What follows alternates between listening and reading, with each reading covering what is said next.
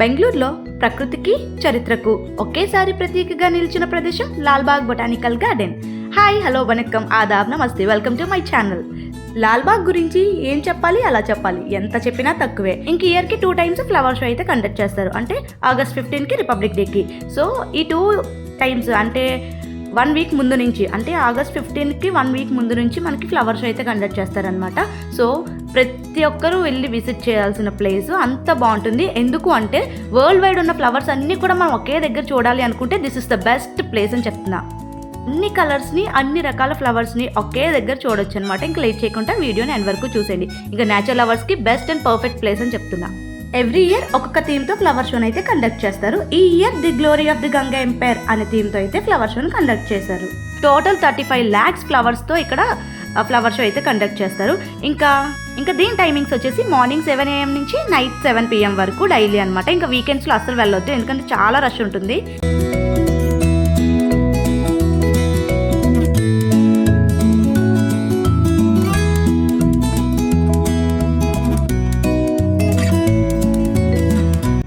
Price entry ticket వచ్చేసి per person 80 rupees week డేస్లో. అదే వీకెండ్స్లో అయితే 100 rupees అనమాట. ఇంకా చిల్డ్రన్కి వచ్చేసి 30 rupees పర్ పర్సన్. నేను 2024లో ఇలా ఫ్లవర్ షోకి అయితే వెళ్ళాను. అప్పుడు అంబేద్కర్ థీమ్తో అయితే డెకరేట్ చేశారనమాట. చాలా బాగుంది.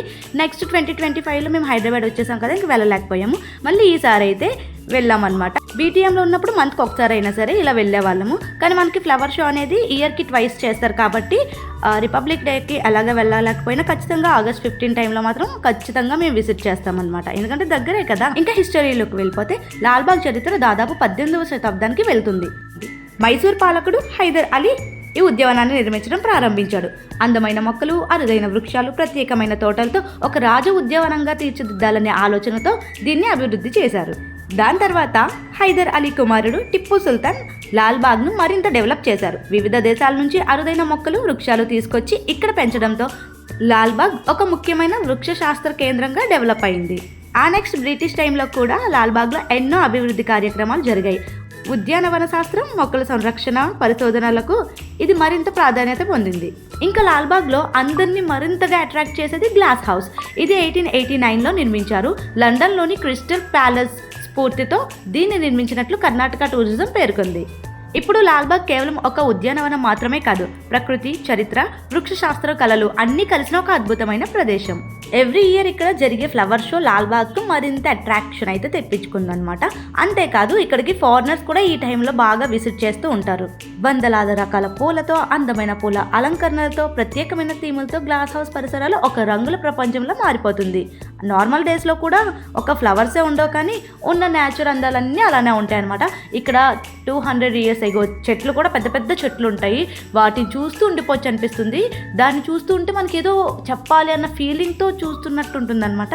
నాకైతే చాలా బాగా నచ్చుతుంది. ఇంక ఇక్కడ డెకరేషన్ చూసారా, 2 కళ్ళు సరిపోవట్లేదు. వేరే ఫ్లవర్స్ హెవెన్లోకి వెళ్ళిపోయామన్నంత ఫీలింగ్ అయితే వస్తుంది కదా.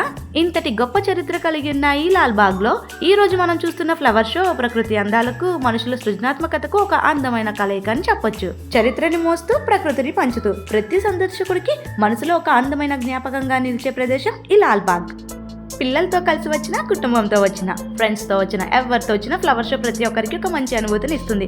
ఇంకా మనం ఫోటో లవర్స్ అయితే మాత్రం ది బెస్ట్ అని చెప్పొచ్చు అనమాట. ఎందుకంటే ఇన్ని అందమైన రకాల ఫ్లవర్స్ మధ్యలో మనం ఫొటోస్ తీసుకొచ్చి మనం కూడా ఒక అందమైన ఫ్లవర్లా కనిపిస్తాం కదా. అంతేకాదు ఫోటో షూట్స్కే కాదు, ఇక్కడ మనం నార్మల్గా ప్రీ వెడ్డింగ్ షూట్స్ కూడా చేసుకోవచ్చు అనమాట. సో ఈ టైంలో ఎలా ఉందో లేదో నాకైతే తెలియదు, కానీ నార్మల్ డేస్లో అయితే మనకి ప్రీ వెడ్డింగ్ షూట్స్ కూడా ఎలా ఉంటాయి. అంతేకాకుండా ఇక్కడ చూసారా డెకరేషన్ ఎంత బాగుందో, ఎంత బాగా డెకరేట్ చేశారో. ఇదంతా గ్లాస్ హౌస్ లోపల అనమాట. వీలైతే ఈవినింగ్ స్టార్ట్ అవ్వండి. 4:30 ఈ టైంకి స్టార్ట్ అయితే మనకి లైటింగ్ ఎగ్జాక్ట్గా 6కి అయితే లైట్స్ ఆన్ చేస్తారు కాబట్టి ఇంకా అందంగా అట్రాక్టివ్గా అయితే ఉంటుందన్నమాట. గ్లాస్ హౌస్ మొత్తం లైటింగ్తో నిండిపోయి ఉంటుంది.